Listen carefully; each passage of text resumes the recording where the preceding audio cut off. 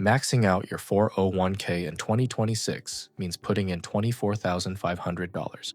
On a $75,000 salary, that is roughly a third of everything you earn, gone before you ever see it.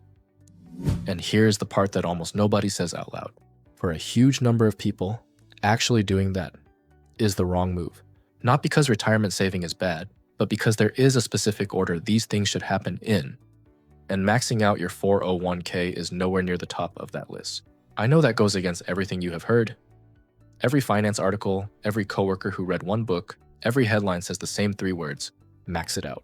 And if you cannot, you are supposed to feel a little bit behind, a little bit guilty, like you are failing at something everyone else has figured out. So let me take that weight off you right now, because that guilt is misplaced, and by the end of this video, you are going to know exactly how much you should be putting in what order, and whether pushing all the way to the limit actually makes sense for your specific situation. Drop a comment if you have got a 401k at work, and subscribe if this helps. Let me start with the actual numbers for 2026, because you need them to make any of these decisions. The amount you personally can put into your 401k from your paycheck this year is $24,500. That is up from $23,500 last year. This is called your employee deferral limit, and it is the number people mean when they say max out. If you are 50 or older, you get to add what is called a catch-up contribution, an extra $8,000, which brings your personal maximum to $32,500. And there is a newer wrinkle that a lot of people do not know about. If you are between 60 and 63 specifically, you get an enhanced version called the Super Catch-Up, worth $11,250 extra, bringing your personal max to $35,750. That Super Catch-Up window is a narrow 4-year band, so if you are in it, it is genuinely worth knowing about. Once you turn 64, you drop back down to the standard $8,000 catch-up, so those 4 years are a genuine use-it-or-lose-it window for anyone trying to make up ground late. Then there is a bigger separate number, $72,000. That is the combined limit, meaning everything that can go into your 401k in a year from all sources, your own contributions, your employer's match, any profit sharing. It went up from $70,000 last year. And here is a detail that confuses almost everyone, so let me be very clear about it, because getting this wrong costs people money. Your employer's match does not count against your $24,500. It does not eat into your personal limit at all. It sits on top. So if you put in the full $24,500 and your employer adds $6,000 in match, you have got $30,500 going in, and you have not broken any rule. Your personal limit and the combined limit are 2 different ceilings. A generous employer match does not reduce how much you are allowed to contribute. It is additional. Okay, so now let me do the thing most videos skip, which is show you what maxing out actually looks like in real life, because the number is abstract until you break it down. $24,500 a year works out to about $2,042 every single month. If you get paid every 2 weeks, that is roughly $942 out of every single paycheck, before you see a dollar of it. Now sit with that for a second. On a $75,000 salary, that is about 33% of your gross income going into a retirement account you cannot touch for decades. And that is before taxes come out, before rent, or a mortgage, before food, before childcare, before literally anything else in your life. So if you have been feeling bad that you are not maxing out, please hear me. Most people genuinely cannot do this, and that is completely normal. It is not a personal failure, it is arithmetic. The people who casually say just max it out are often either high earners or they are repeating advice they read without ever running the monthly number. Maxing out a 401k is a genuinely large financial commitment, and treating it as the baseline everyone should hit is one of the more quietly damaging pieces of advice in personal finance. That said, there is one thing everybody with a 401k should absolutely do, and this one is not optional in my book. Get the full employer match. Let me explain what a match actually is in case your plan documents made it sound more complicated than it is. Your employer agrees to put money into your retirement account, but only if you put money in first. They match your contribution up to a limit. There are 2 common formulas. The first is a dollar-for-dollar match up to a percentage of your salary. So a plan might say, we match 100% of your contributions up to 4% of your salary.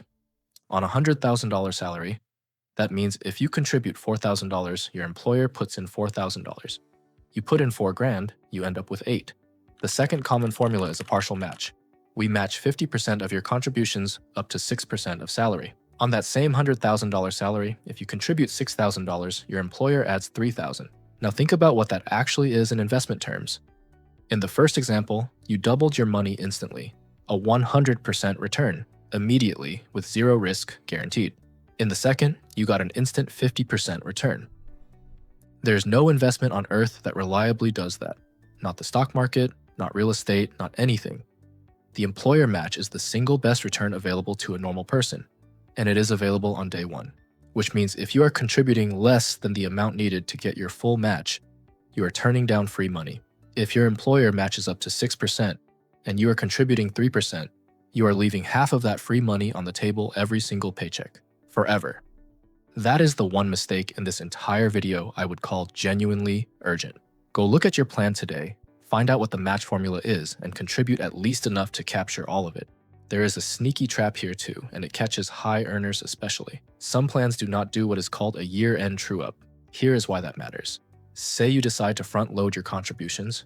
You dump in your whole annual amount in the first 4 months of the year because you want the money invested sooner. If your plan matches per paycheck rather than annually, and there is no true-up, then in every month after you hit your limit, you contribute nothing. So your employer matches nothing. You could accidentally forfeit months of match. Spreading your contributions evenly across the whole year is the safe default, unless you have confirmed your plan does a true-up. Okay, so the match is step one, always. But here's the thing I promised you at the beginning, and it is the heart of this whole video. Maxing out your 401k is not step two. It is not step three either. There is an order to this, and knowing it is worth more than almost anything else you will learn about retirement accounts. Let me walk you through the priority list. Step one, as we covered, contribute enough to get every dollar of your employer match, free money, instant return, non-negotiable, do it before anything else. Step two, build an emergency fund, 3 to 6 months of essential expenses in a regular savings account you can actually reach. Now, why does this come before maxing out retirement? Because of a feature of the 401k that people forget until it hurts them, that money is locked up. Generally, you cannot touch it until you are 59.5 without paying a penalty plus taxes on the withdrawal. So imagine you have poured everything into your 401k, you have got a beautiful growing balance, and then your car dies, or you lose your job, or a medical bill lands. You cannot easily get to that money. What do people do in that situation? They reach for credit cards at 20+% interest, and suddenly the responsible saver is in expensive debt. An emergency fund is what stops a bad month from becoming a financial spiral. It has to come first. Step three, kill your high interest debt, credit cards especially. Here's the math that makes this obvious. If you are carrying credit card debt at 22% interest, paying that off is the equivalent of earning a guaranteed 22% return, risk-free. The stock market historically returns somewhere around 7 to 10% a year on average, and that comes with volatility, crashes, and no guarantees at all. So paying off a 22% debt beats investing decisively every single time. There is no scenario where letting a credit card balance sit while you push extra money into a 401k makes you richer. Kill the expensive debt first. And let me put actual numbers on that because it makes the point land harder. Say you have got $8,000 on a credit card at 22%. That balance is costing you roughly $1,760 a year in interest alone just to exist. Now say instead of attacking it, you put that same $8,000 into your 401k and the market gives you a good year, say 8%. You made $640. Meanwhile, the card cost you $1,760. You went backwards by more than $1,100 while feeling like you were being responsible. That is the trap.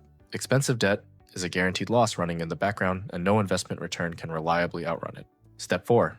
And this one surprises people. Consider maxing out a Roth IRA before you max out your 401k. A Roth IRA is a separate retirement account you open yourself, not through work. And it has 3 advantages over your 401k that matter a lot. First, you can invest in basically anything. Any index fund, any ETF you want, instead of being stuck with whatever short menu your employer's plan offers. Second, the money grows tax-free and comes out tax-free in retirement, which is enormously valuable if you expect to be in a decent tax bracket later. Third, and this is the underrated one, your Roth IRA contributions, the money you put in, not the growth, can generally be withdrawn without penalty, which gives you a flexibility your 401k simply does not have. So a very common, very sensible order looks like this. Get your full 401k match, build your emergency fund, destroy high interest debt, max your Roth IRA, and then, only then, start pushing more into your 401k toward that $24,500. If you do those 4 things before you ever think about maxing, you are doing better than the overwhelming majority of people. And notice something. At no point in that list did you need to feel guilty about not maxing. Now let me give you the honest downsides of the 401k itself, because they are real and nobody talks about them. The first is the lockup we already touched on, 59.5. That is a long time to have money out of reach, and it is a genuine cost, not just a technicality. Every dollar you put in is a dollar you have decided your future self needs more than your present self might. That is often the right call, but it is a real trade-off, and pretending otherwise is dishonest. The second downside is your investment menu. When you invest in an IRA or a regular brokerage account, you can buy nearly anything. In a 401k, you get a list.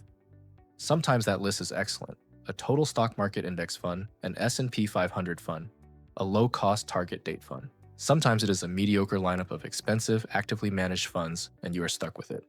Which brings me to the third downside, and this is the one that quietly costs people the most. Fees. Some 401k plans carry high fees, both in the funds themselves and in administrative costs. And fees compound against you exactly like returns compound for you. The rule of thumb worth remembering is to look for an expense ratio under 0.1%, 0.10%, and to generally avoid the actively managed options because they rarely beat a simple index fund after their fees are taken out. If your plan's funds are expensive, that genuinely weakens the case for stuffing extra money in beyond the match, because a cheaper account elsewhere might serve you better. The fourth downside is subtler, and it is about taxes. A traditional 401k is pre-tax. You get a deduction now, and you pay income tax later when you pull the money out in retirement. That is a great deal for many people. But if every single dollar of your retirement savings is pre-tax, you have essentially built yourself a giant future tax bill, and you have no flexibility to manage it. That is why having some money in Roth accounts, a Roth IRA, or a Roth 401k if your plan offers one, is valuable. It gives you the ability in retirement to pull from taxable and tax-free buckets strategically. That is called tax diversification, and it is a real advantage. Think of it like this. If all your money is pre-tax, then in retirement, every single dollar you withdraw is taxable income, and you have no control over that. Big expense one year, you have to pull more out, which pushes you into a higher bracket, which means you pay more tax on the whole withdrawal. But if you have got both pre-tax and Roth money, you can cover that big expense from the Roth side tax-free and keep your taxable income low. That flexibility is worth real money, and you can only build it by having both types of accounts along the way. It is one of those things that costs you nothing to set up now and is impossible to fix later. Okay, so who actually should max out? Because I do not want to leave you thinking maxing is bad. For the right person, it is fantastic. Let me tell you exactly who that is. You should seriously consider maxing out if you are a high earner in a high tax bracket. The higher your bracket, the more that pre-tax deduction is worth. If you are in a 32 or 35% bracket, every dollar you defer saves you 32 or 35 cents in tax today. That is a big, immediate, guaranteed benefit, and it makes maxing genuinely compelling. You should consider maxing if you have already done the whole list: full match captured, emergency fund funded, no high interest debt, Roth IRA maxed. At that point, you have handled every higher priority, and the 401k is a great home for additional money. You should consider maxing or at least ramping up aggressively if you are behind on retirement and you are eligible for catch-up contributions. If you are 50 or older, that extra $8,000 or $11,250 in that 60 to 63 window is a real opportunity to make up ground in your highest earning years. And you should lean toward maxing if your plan is a good one with low-cost index fund options. A cheap, well-run plan is a genuinely excellent place to build wealth. Now, there is a 2026 rule change that affects some of you, and I want to flag it because a lot of people have not heard about it. Starting this year, under the Secure 2.0 legislation, if you are 50 or older and you earned more than $150,000 in FICA wages in the previous calendar year, your catch-up contributions must now be designated as Roth, meaning after tax. You can no longer take a pre-tax deduction on that catch-up portion. To be clear about what this does and does not affect, it only applies to the catch-up piece, and only for those higher earners aged 50 and up. Your base $24,500 is untouched, and you can still choose pre-tax or Roth for that portion. But if you are a high-earning older worker who was counting on a deduction for that extra $8,000, that deduction is gone. The money still grows tax-free and comes out tax-free later, which is a real benefit, but the timing of the tax hit has moved to today. Worth planning around.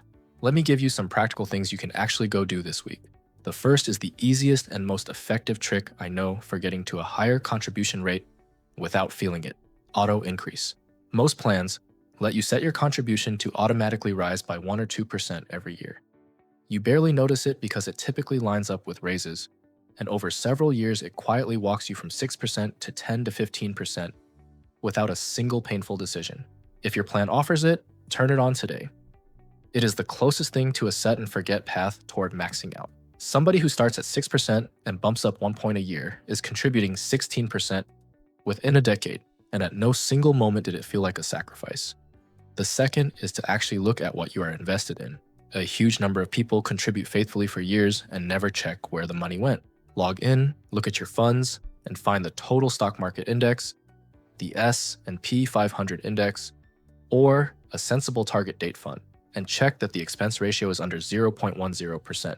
If you are sitting in an expensive, actively managed fund, switching is often the single highest. Value 10 minutes you will ever spend on your finances. The third is to confirm your match formula and whether your plan does a true-up, so you do not accidentally forfeit free money by front-loading. And I want to be personal with you for a moment, because I think this topic carries more shame than almost any other in personal finance. I have watched people feel genuinely bad about themselves over this. People who are saving steadily, doing well, building real security, and still feeling like failures, because a headline told them the finish line was $24,500. That is a terrible way to relate to your own progress. The person contributing 6% and getting their full match with an emergency fund and no credit card debt is in a genuinely strong position. They are not behind. They are doing the fundamentals right, which is what actually matters over 30 years. The best contribution amount is not the maximum. It is the amount you can sustain year after year without wrecking your present life or setting yourself up to raid the account the first time something goes wrong. Consistency beats intensity in this by a wide margin. I would rather see someone contribute 8% for their entire career than watch them white-knuckle the maximum for 18 months and then quit entirely because it made their life miserable. Somebody who contributes 10% every single year for 30 years will almost always end up better off than somebody who maxes out for 2 years, burns out, gets scared, and stops. Quick honest note. This is educational, and retirement accounts and taxes get personal fast. Your bracket, your plan, your situation, all change the answer, and a tax professional is genuinely worth it if you are making big decisions here. So let me pull it all together. In 2026, you can put $24,500 into your 401k, plus catch-ups if you are 50 or older with a combined employee, and employer ceiling of $72,000. Your employer's match sits on top of your personal limit, not inside it. Maxing out means about $2,000 a month, which is roughly a third of income for someone earning $75,000. So if you are not doing it, you are normal, not failing. The one thing everyone should do is capture the full employer match, because a 50 to 100% instant return does not exist anywhere else. After that, the order is emergency fund, then high interest debt, then max a Roth IRA, and then push toward maxing the 401k, not the other way around.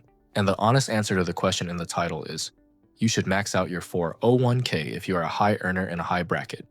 Your plan has low-cost funds, and you have already handled everything above it on that list. If you have not, then maxing out is not the disciplined choice. It is the out-of-order one. The right number is the one you can keep doing for 30 years. That is what actually builds the retirement, not hitting a headline figure for one heroic year. If this took some pressure off, send it to someone who has been beating themselves up about their 401k. I will see you in the next one.